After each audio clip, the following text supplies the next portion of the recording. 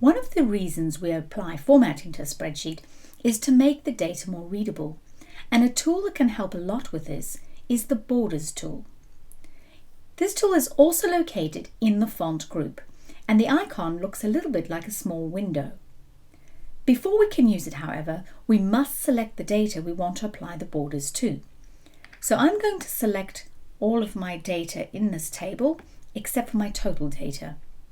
I'm then going to come up to the borders icon, click the drop down and choose all borders. Now if I click away for a moment, you'll see it has applied borders around each of the selected cells, which makes the grid data much easier to read.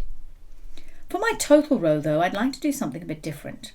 So again, I'm going to select it, come to my borders icon, but this time I'm going to choose top and double bottom border. And this time what it's done is it's applied a line at the top and a double line at the bottom, and it just makes the total row stand out a little bit. Another option is to just put a box around the outside of the data. So that's what I'm going to do here. Select my data, come up to my borders and choose thick outside borders. And you'll see this hasn't actually filled the lines in between the cells, it's just done the outside box. So quite a lot of options, and if you want to, you can even get a little bit fancy. So let's try and do something nice to separate our heading from the rest of the data. I'm going to start by selecting all the cells in the top row. Then I'm going to come back up to my borders and click the drop down. But this time, rather than any of the boring black options, I'm going to come right to the bottom and choose More Borders.